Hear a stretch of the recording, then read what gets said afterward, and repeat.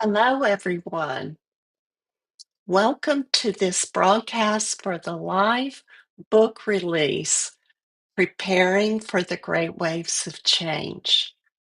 This book is subtitled How to Live in a Changing World. It is a volume 2 book within the one book of the new message. Excuse me.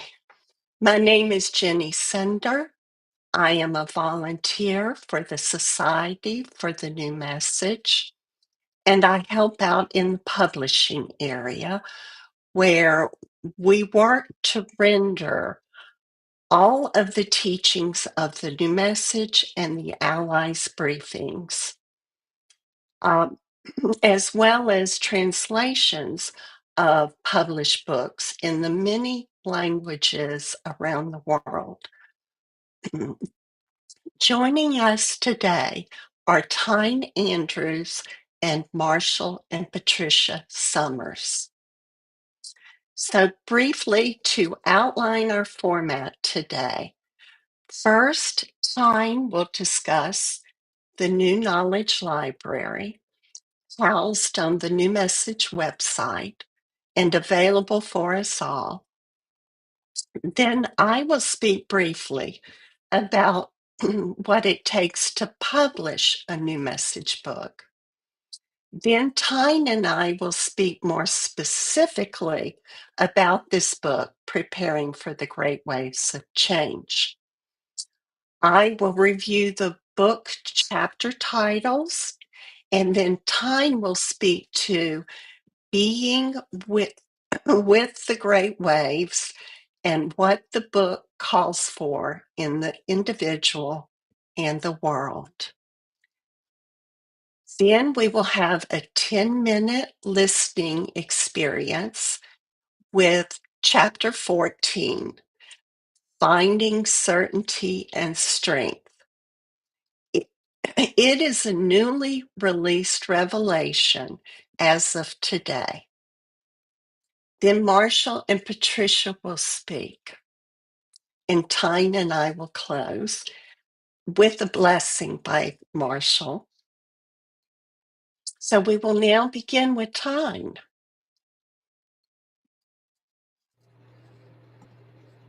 Great.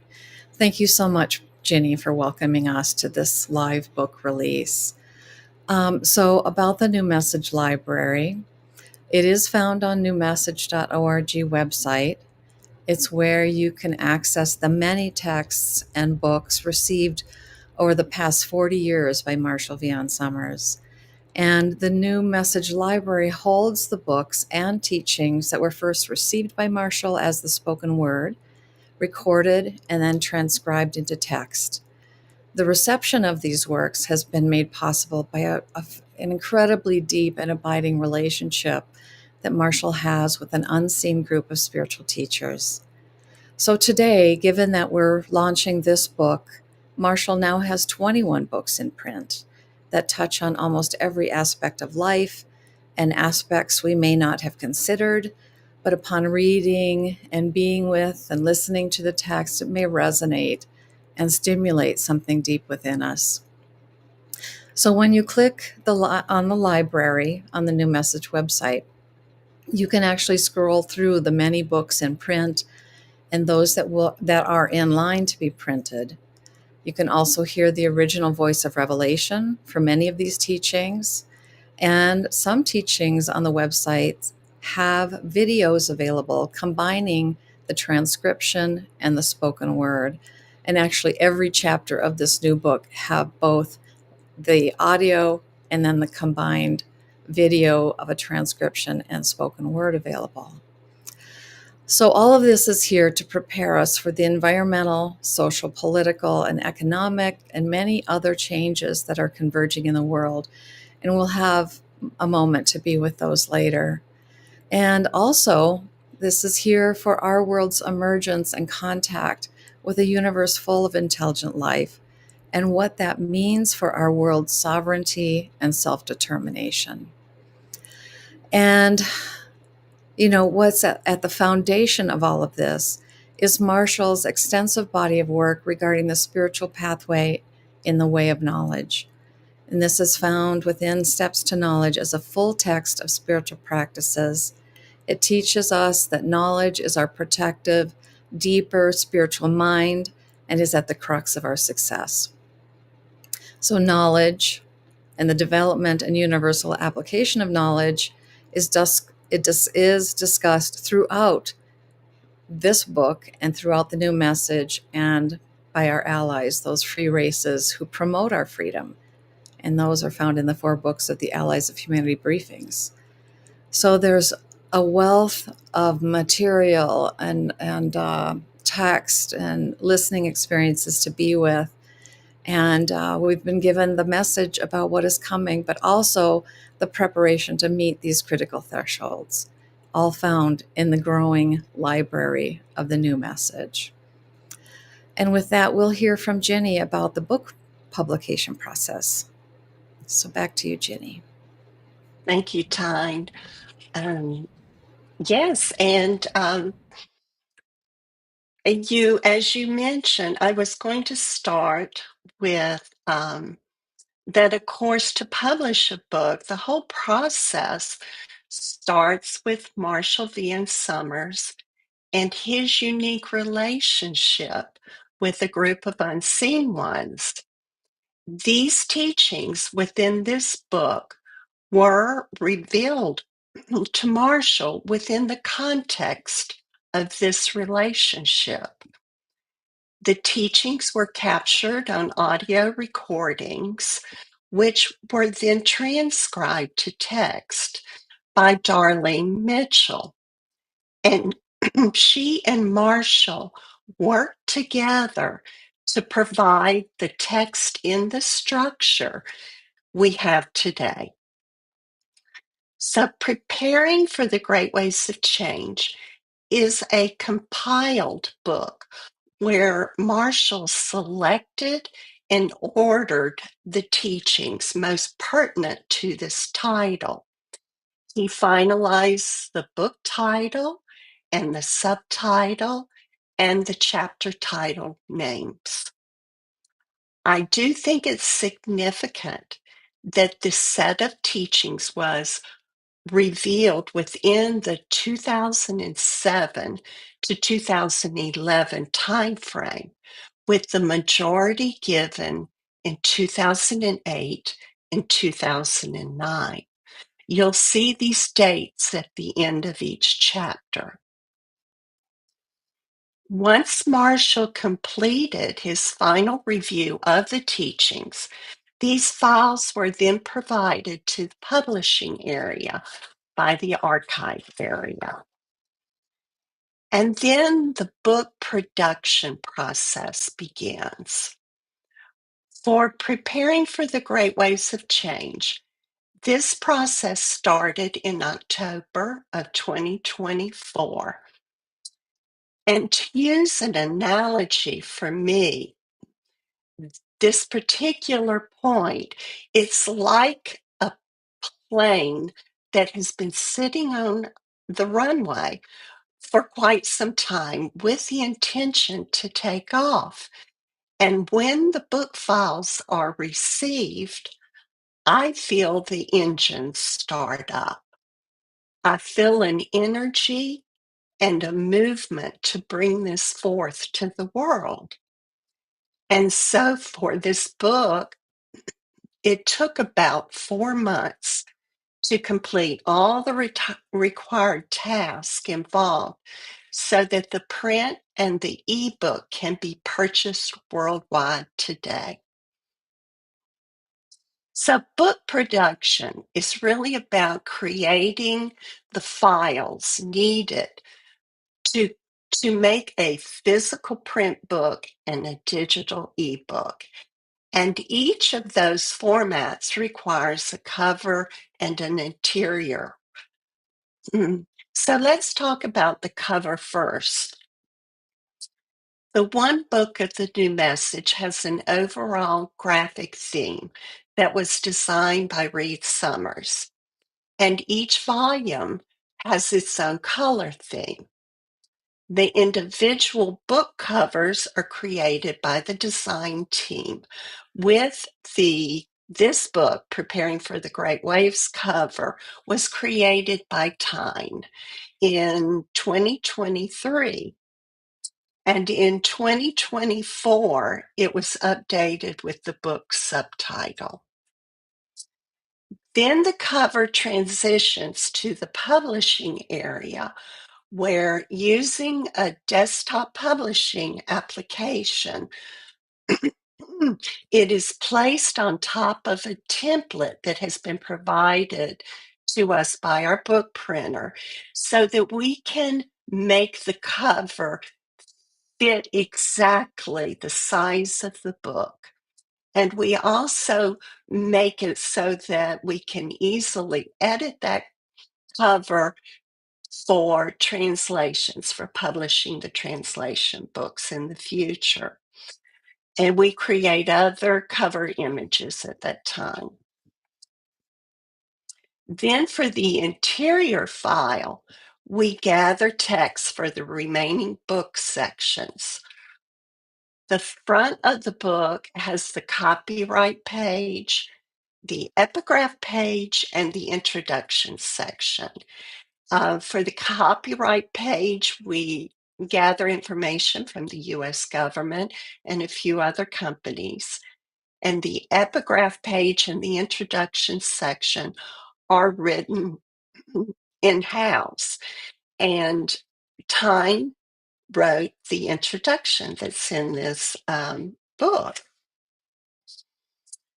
The back sections of the book are fairly standardized within the one book, with slight edits and updates over time.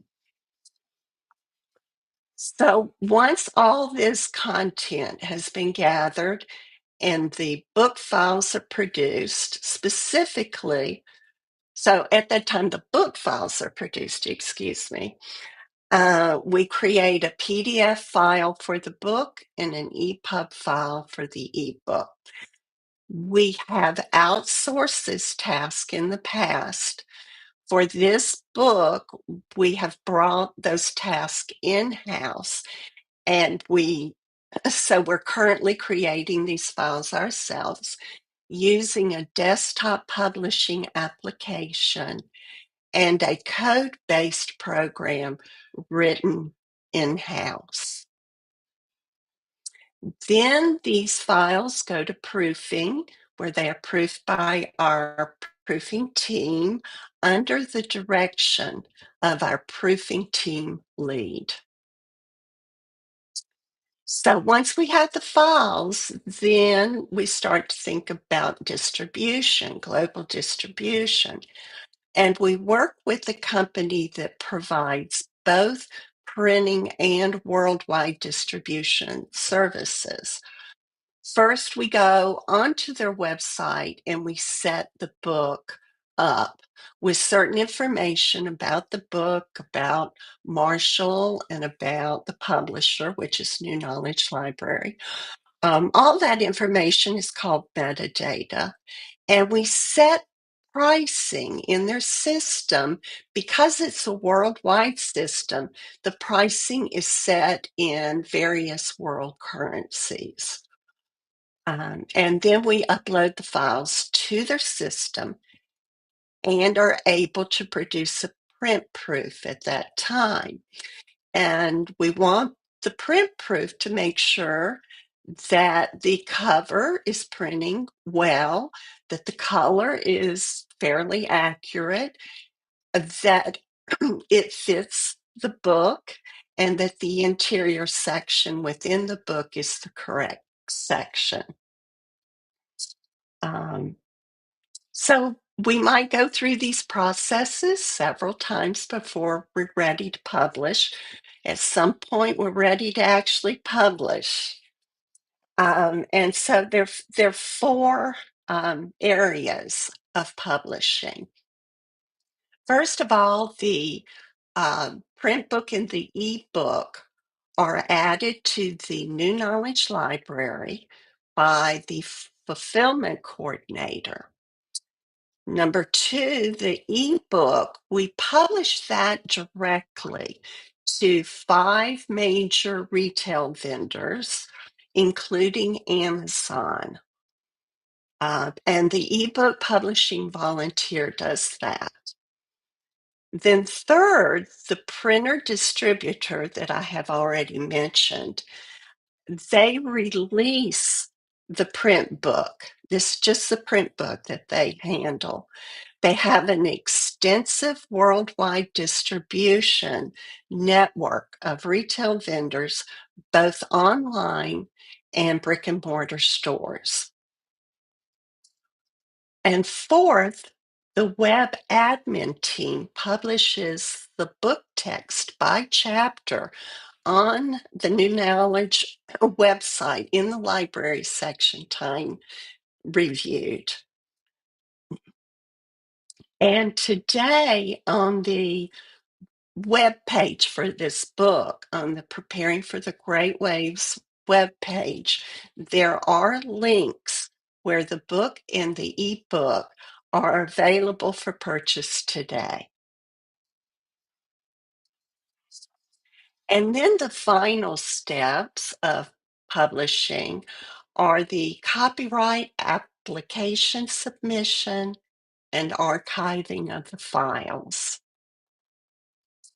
For translation publications, there's a slightly different process in that the entire text is provided by the translator team lead, following the procedure and guidelines given by the International Publishing Team Lead.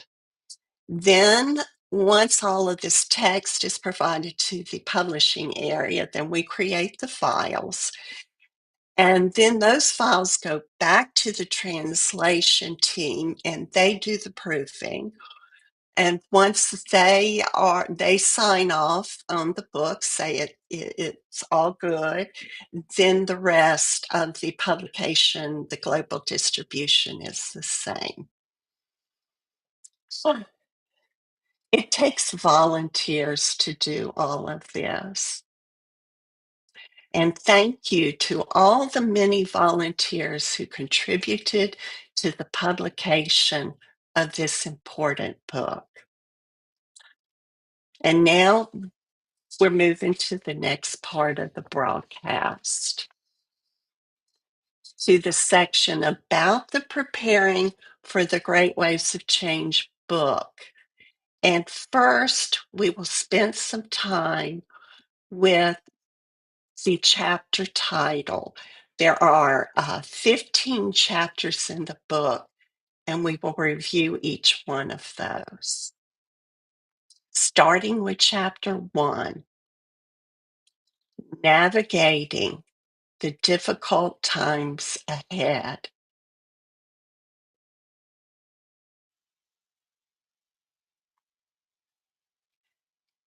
Chapter 2,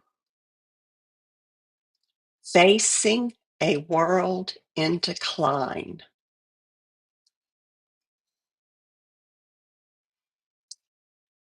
Chapter 3, Living in a Time of Uncertainty and Instability.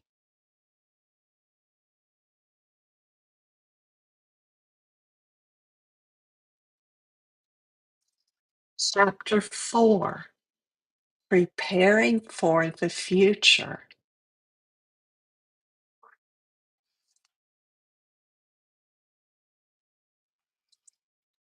Chapter 5,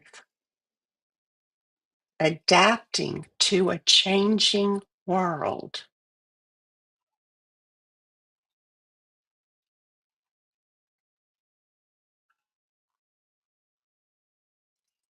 Chapter 6, Escaping Fear, Confusion, and Hopelessness.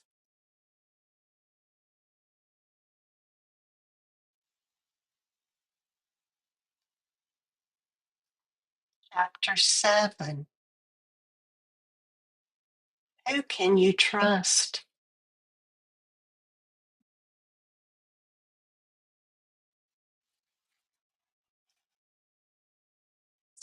Chapter 8.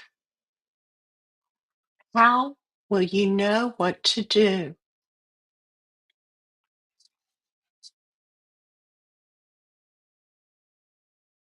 Chapter 9. Realizing the need to prepare.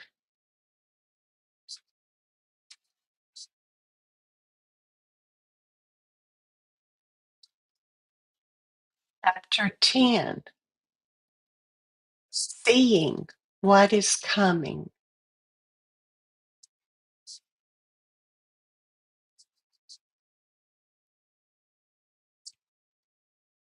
Chapter 11. Signs from the world.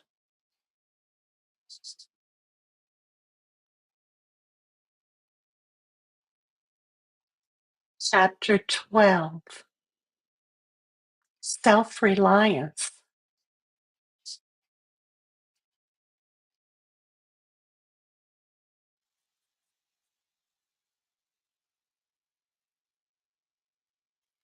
Chapter 13. Building your ark.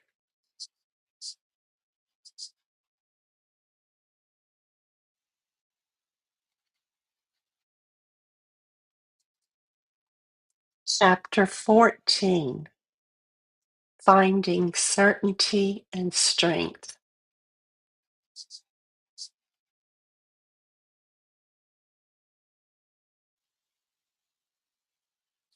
Chapter 15.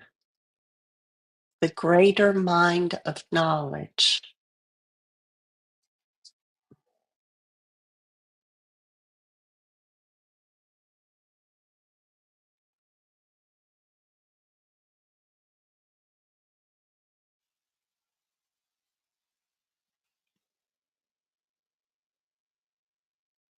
Those are the 15 chapters, the teachings within this book.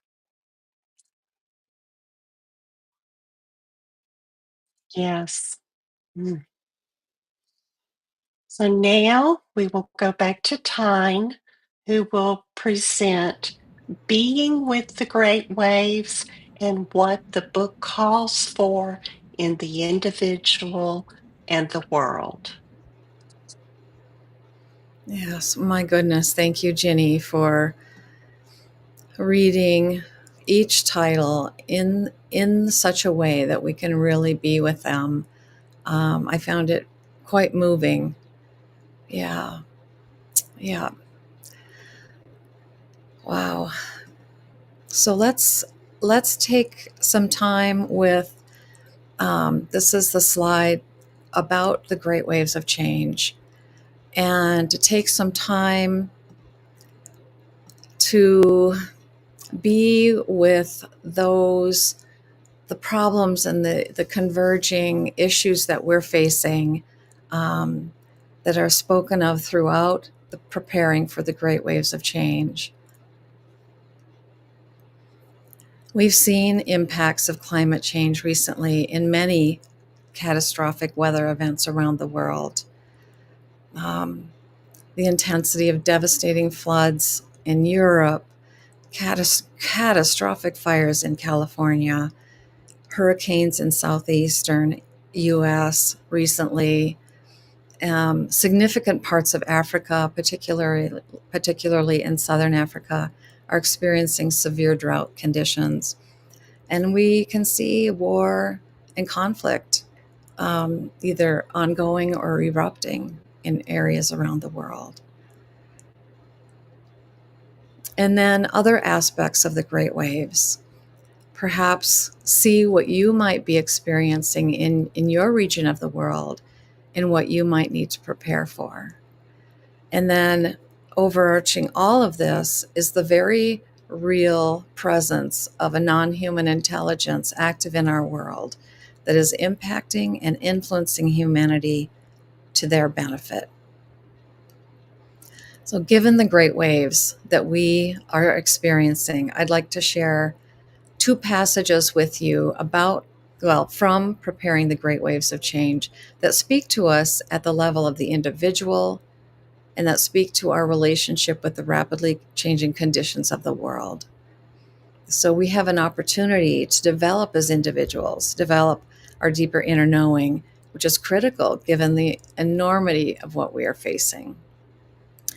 So the first slide is from chapter 1, Navigating the Difficult Times Ahead. And it says, "You have lived in a time of great expansion. You embrace the idea of endless opportunities, and for a few people in the world who can enjoy it, there is great freedom here. But you are now entering a different era in a different set of circumstances. This is not merely an intellectual understanding or an intellectual issue. You can feel it. People everywhere are feeling anxiety about the future and about the state of the world." So, this theme of looking and being with and searching our deeper feelings of discomfort or unease runs throughout many chapters of this book. It actually validates personal feelings that we may be experiencing, feelings of concern and fear about the future. And it encourages us as individuals to recognize these emotions that we're having, not as weaknesses and not as personal psychological problems, but as signs. Something within us is trying to get our attention, that change is coming and it is upon us, and that we need to consider what we need to do to prepare. So these feelings of anxiety and urgency are an invitation to look deeper, to prepare mentally, emotionally, spiritually for the oncoming changes, and to prepare practically. Even though we can't prepare for every eventuality, we can develop our deeper knowledge, which can guide us through all of the changes we likely need to make, given the accelerating changes now and to come. And one thing that's always struck me about, well, that has been within the new message is that this book teaches us to look at the world. And in other areas of the new message, it speaks about this too, that the world is teaching us what is coming. So this is a slide from chapter 6, Escaping Fear, Confusion, and Hopelessness. And I'll read that. The world is teaching you what is coming over the horizon. It is showing you through demonstration all the errors that people are making. It is showing you through demonstration all the ways people are successfully engaging with the world. It is showing you by demonstration that real contribution to the world, what real contribution to the world looks like and how it can be experienced. The world is showing you every form of human error and misinterpretation. So yeah, the world is teaching us what is coming over the horizon. And if we watch what is happening in the world, we can see what is coming.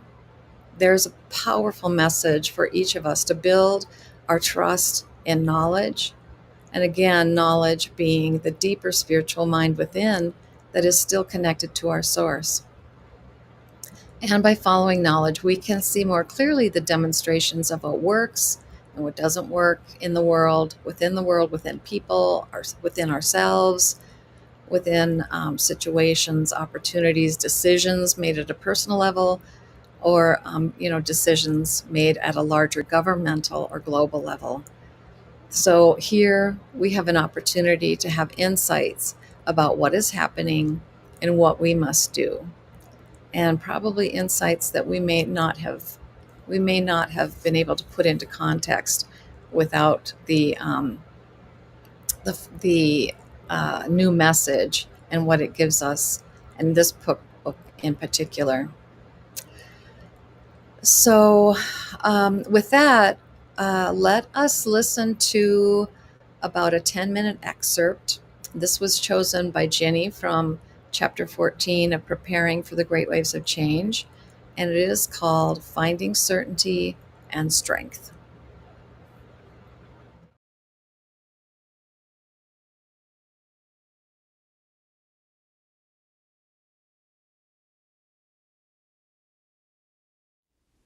Humanity is not doomed,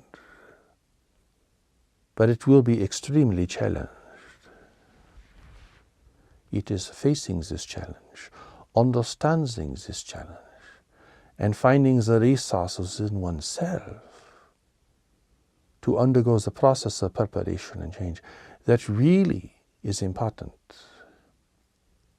And the value is not merely survival. The value is that it will elevate people into a greater set of abilities and a greater service to others. The kind of world you will have in the future and the kind of world your children will inherit will be dependent upon the degree to which this recognition, preparation, and contribution can take place.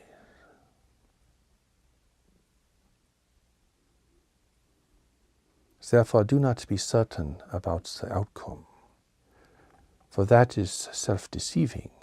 Do not be certain that governments or technology will be able to meet all the challenges, for that will blind you to your own need to prepare, and it will blind you to the power and the impact of the great waves of change. What you must be certain in is your ability to face, to comprehend, and to undergo this process of change and upheaval.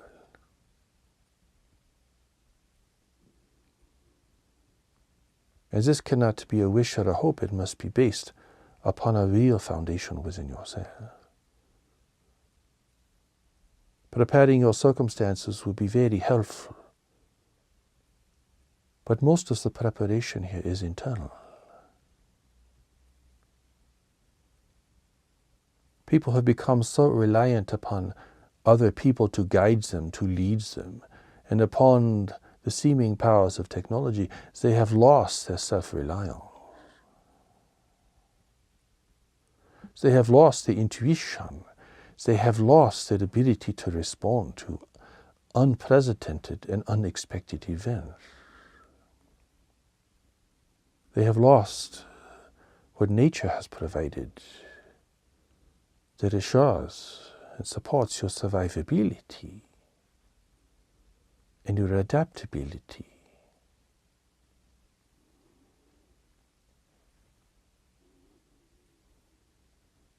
"60% of the preparation will be internal, 30% will be external. The more you prepare, the more competent you will feel you are. If you do nothing, you will have no confidence. If you wait for other people to fix the problem for you, having certainty that they can do this and that everything will turn out fine, you will have no courage, you will have no strength, you will have no competence to face the great waves of change.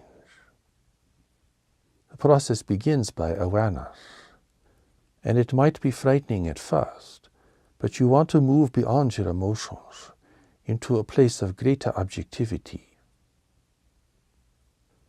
When you realize you cannot run and hide and no one is going to save you, then you can enter a state of mind that is much more clear and responsive. Here you set aside self-obsession, unnecessary hobbies, your plans and your goals. You start to look at where you are losing energy to people and to involvements that have no real significance in the face of such great change. You look at your community and you see that the elderly are vulnerable, children are vulnerable. And you see the magnitude of the need for communities to prepare, for people to become aware, for people to undergo the deep evaluation of their lives that you are now beginning to undergo. If people are not ready, they will be overtaken. And then there will be very little for them to do.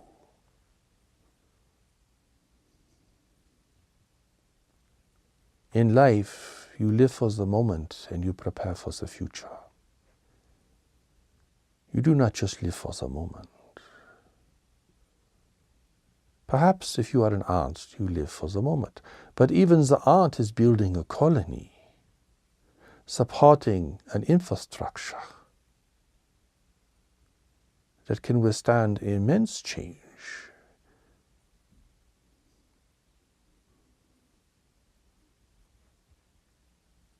This is where you wake up from your dream of personal fulfillment, or your dreams of romance, or your dreams of your own involvements or obsessions, to wake up to the world. The world is knocking at your door, saying, wake up, it is time to wake up now. It is time to begin to look at your environment, to look at your life, to look at what you are doing. For great waves are coming over the horizon. This is not a matter of belief, it's a matter of recognition. It's not a matter of perspective, because no matter how you look at it, the great waves are coming, and some are already here.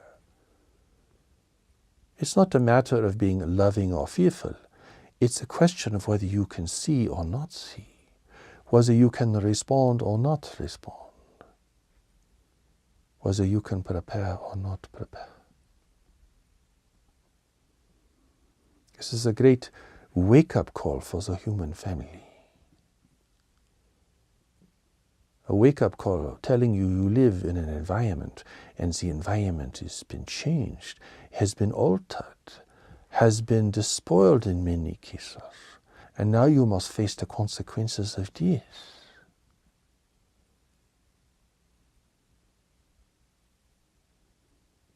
This will utterly change your priorities, your objectives, your emphasis. Instead of just being a locust upon the world, consuming everything in sight, you will become to be really concerned about the welfare of your town or your community, or if your city will be able to undergo this kind of strain and challenge. You will be concerned about the welfare of people who are vulnerable, who are elderly or very young or disabled. You will look to your family. You will look to your network of friends and associates. You will look to the survivability of your business. You will begin to assess what is strong, what is weak, what can last, what will not last.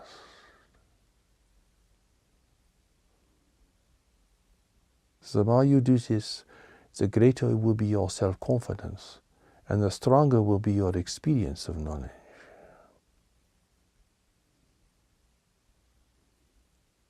You cannot freeze or be paralyzed.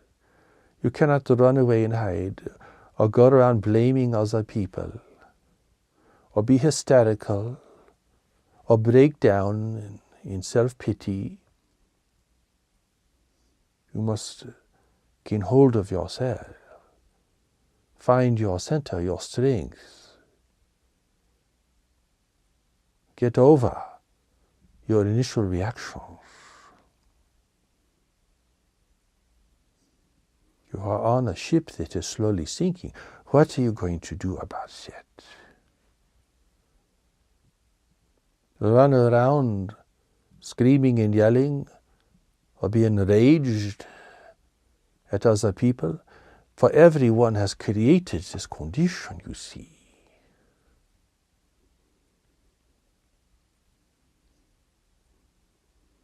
There is really no one to blame. There is only people to engage with. You want to be part of the solution and not the problem. Humanity will have to employ all of its creative talents in science, in social progress, in political development, humanitarian aid, international relations, everything, as if your whole world was at stake. You now face competition from exploratory groups from the universe who will seek to take advantage of this situation. They are not military powers. but they carry great strength in persuasion. They will attempt to divide and conquer humanity through the power of this persuasion and through promises of technology, by claiming that they live in peace and can rescue humanity from its predicament.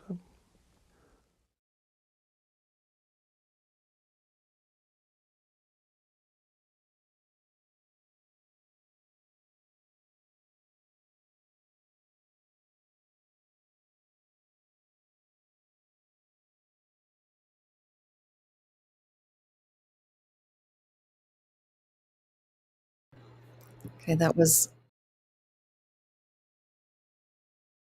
good. Sorry. Yeah, we're going to transition and hear what Marshall and Patricia have to say to us today. Thank you. Okay. Thank you, Tyne.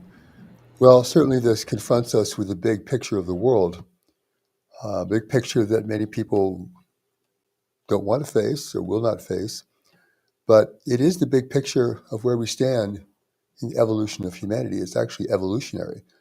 It's not just circumstantial and immediate. The problems that we're facing are not problems that are easily fixed. They're growing, they're expanding, and they're converging, creating a set of dynamics that no one can fully predict. So if this seems like too much, then I say to you, welcome to reality. And what is reality? Reality is everything is happening beyond your thoughts and beliefs. And the more that you can see beyond your thoughts and beliefs into this big picture of reality, the more you will gain real insight, and with that, courage, strength, and determination. So humanity is weak in this regard. Many people are weak, of course. Many people are vulnerable, of course. But this is a calling for you to begin to take stock of where you are in life, because we weren't just sent here to have fulfillment and comfort and pleasures. We're actually sent here for a greater purpose. And that greater purpose isn't just to do what you want to do, what you think will fulfill you. Even your notions of enlightenment are not really represent your real purpose here. You're really here to make a difference in a changing world. You came into the world at a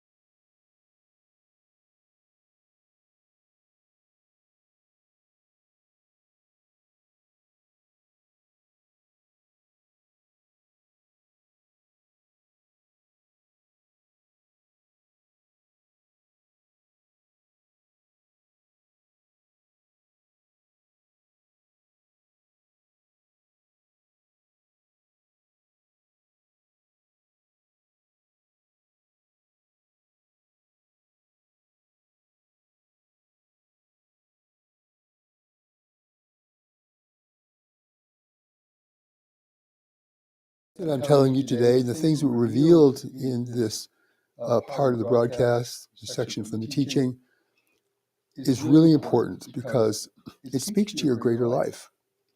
It speaks to your greater mission. It speaks to why you're in the world at this time, which is not just to be happy and safe and secure, but to really develop yourself in a certain way to become stronger, more effective, more compassionate, more forgiving, and able now to render some kind of greater service. It doesn't have to be a great service, but it's the service you're meant to give. And that's not something you can invent for yourself. Everybody has a notion of what they think will make them happy. But what I'm talking about here today is something much deeper, a deeper current of your life. So if all this looks like too much for you, and I can understand if it would, it is too much. It's always too much. But you have a role to play to address certain parts of it. And you don't have to figure this out because it's already innate within you. Knowledge knows what it is. And it's attempting to bring you into the proximity of the need for which you have a calling. This is your calling in life. A calling isn't what you want to do. A calling is something that's given to you to do that's inherent in your being here.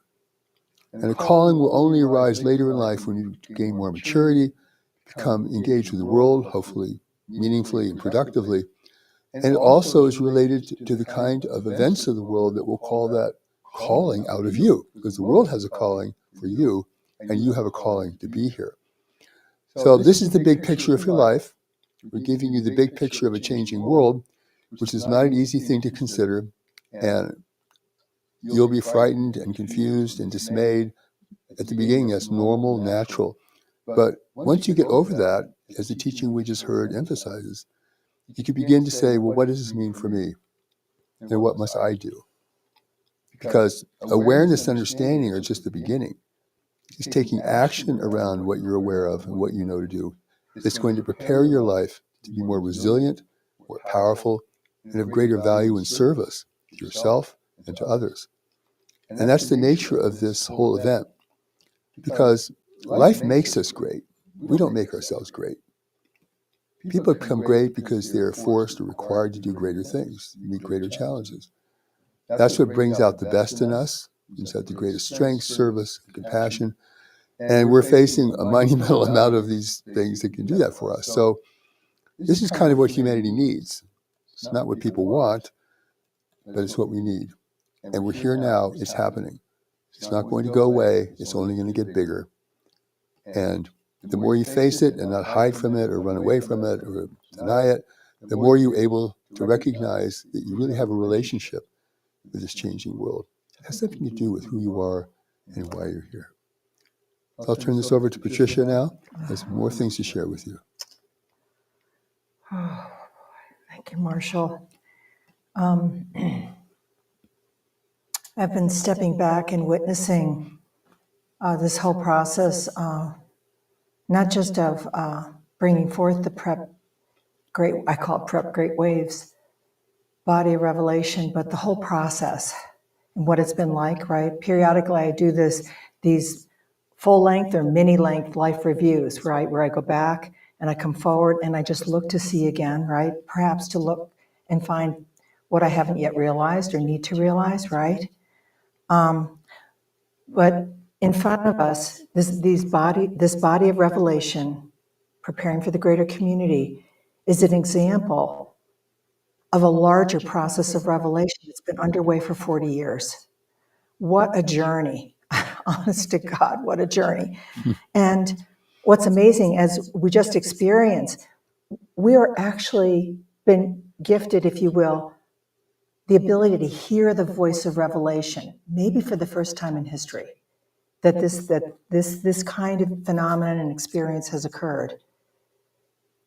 Amazing. So it's an intimate invitation to be not just with the words that are being spoken, but those who are providing this vast wisdom, okay, and the invitation for us to engage. So I just want to say that. So, like everything, there's a story, as I'm saying, and as was said earlier here, these revelations in preparing for the greater community were received over a period of time.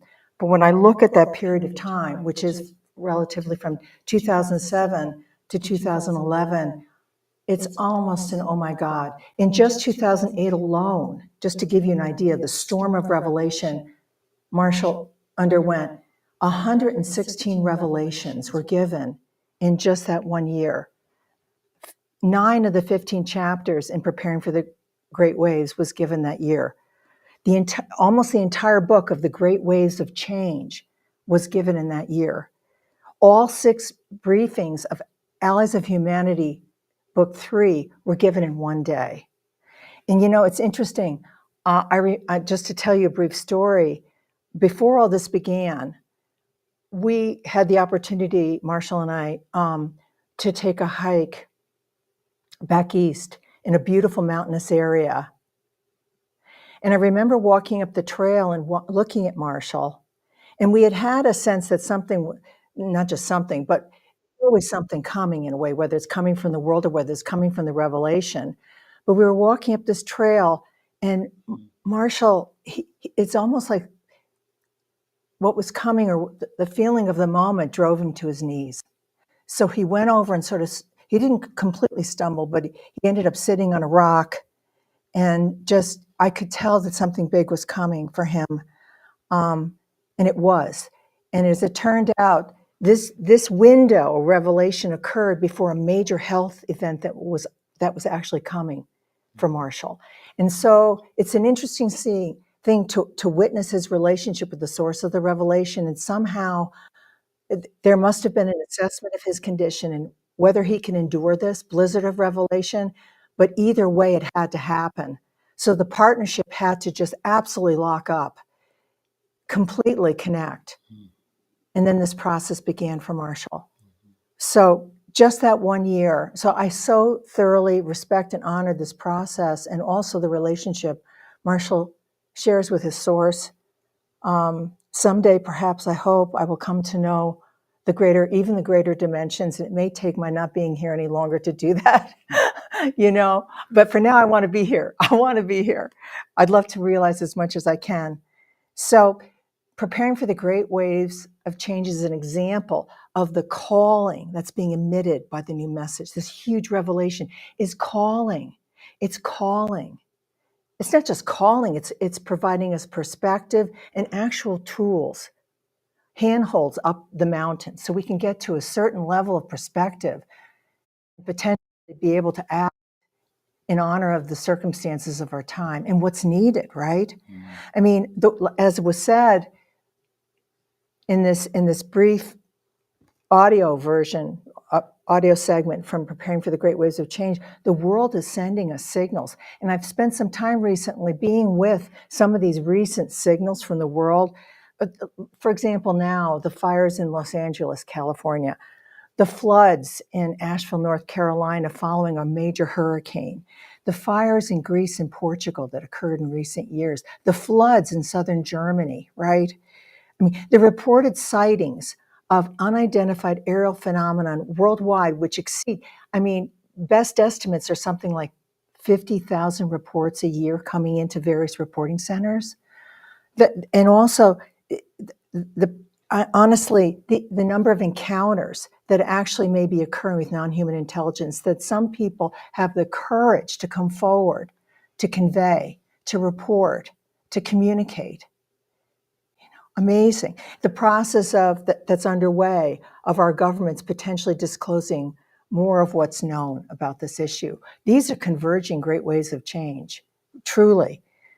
So the question is, are we receiving the signals? And this is what actually has come forward already here today.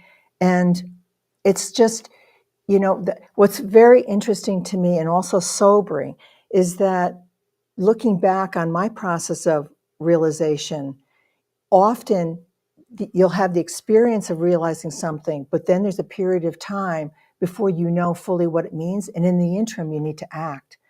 So that's a period of time like this, perhaps. But given the circumstances that are evolving, it feels like that span of time is shrinking for us, which is the time between when something may strike us, or we may sort of begin to realize something, and the time where we may need to act. So we just have to honor the process unto itself and go forward in whatever ways we can. So the calling here is for those of us who see the reality of what's happening in our world, the realities, is to put boots on the ground and to engage with our experience of foreknowing to the degree that we can, to acknowledge our experience. In fact, I would encourage you at some point to just reacquaint yourself with what you have, how you have experienced foreknowing and foreseeing already in your life. Recapture those moments and times. Look at the signature of the experience so that you have that right in your hand as you go forward. And that would be a worthy thing to do. So take yourself out for tea, go for a hike, and spend some time. Because this is a powerful process that's underway in us as we go forward, now and as we go forward. And also I'd encourage you, if you have time, to actually go visit the book Preparing for the Greater Community. Because these great waves, preparing for the great waves and preparing for the greater community, as we know, are converging. So these are resources for us, and I thank you so much for being here to receive these revelations and to be part of this process of growing awareness in the world amongst our humanity. Thank you so much.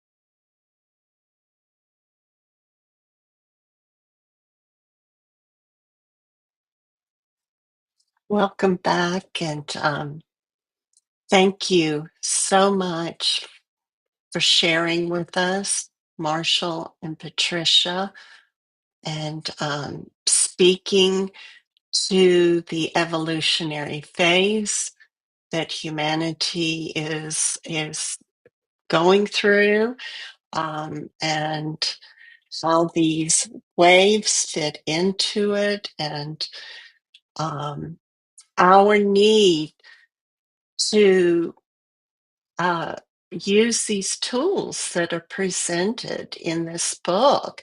And yes, I do. I feel my tool belt is getting heavy around my waist here.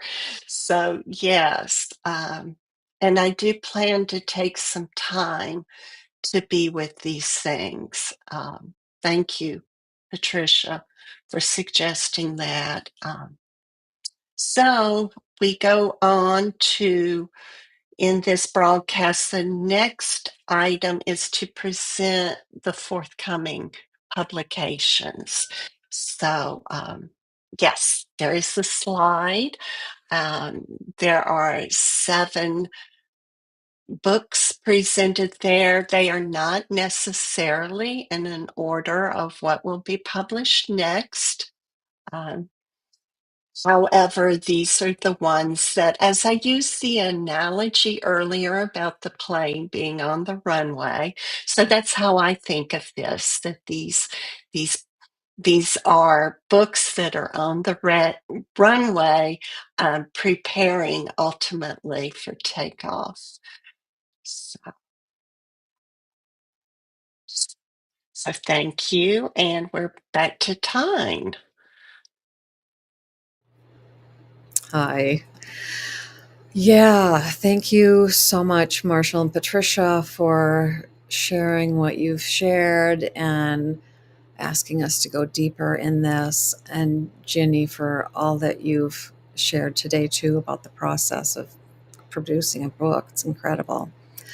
So thank you all for being here for this special book release event. I want to express my gratitude to all of you who are giving financially to the Society, and express deep thanks for your current and past financial support.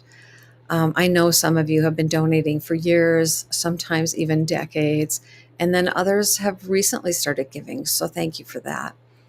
But your giving has allowed the society to come this far, to offer a newly updated new message website, an online educational environment, the release of new books like this one today, various broadcasts, events online and in person, and the entire new message and allies briefings free online, with some, that is still yet to come, and so much more. So the society is moving into the next phase of the work, a very forward, world-facing phase, a new phase of outreach, awareness building, and education. There is now an opening in the world regarding the great waves of change, as we've seen things escalating, and an opening regarding contact and disclosure. And the society is working to be positioned to help people prepare around the world for these realities. And we are now at this threshold. So Marshall, Reed, Patricia are building out the messaging and releasing that messaging in a way that can be received by people, thousands of people, and millions of people. So your help, financial help, will help us meet this urgent world need by financially supporting the society in this endeavor.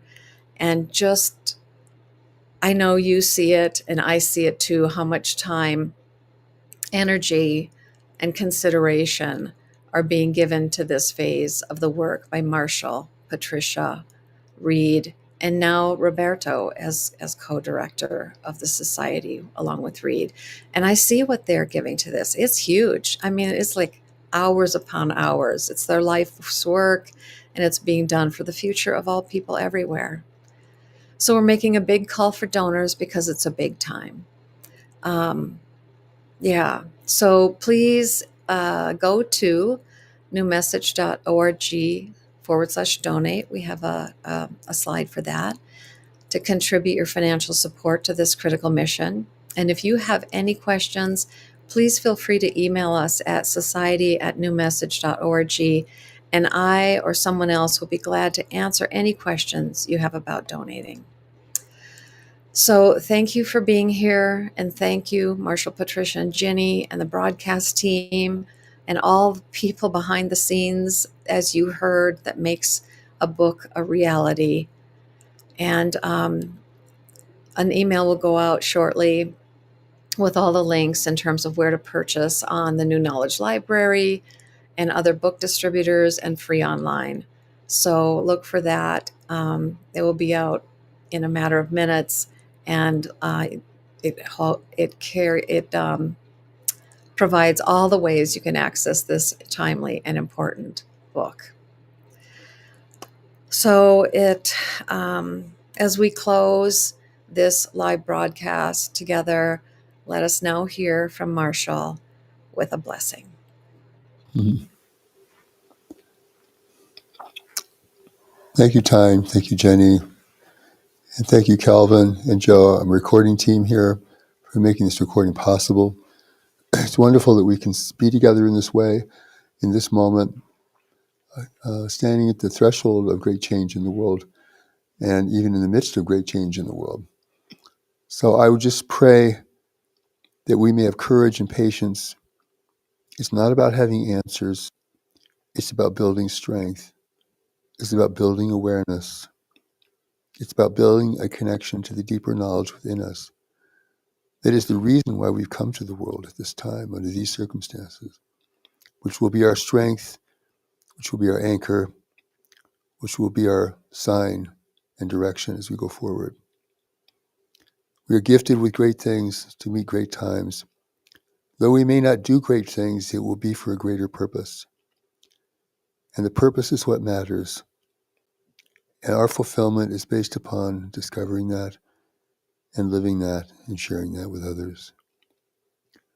So let's honor the times you're in. These are difficult, challenging times.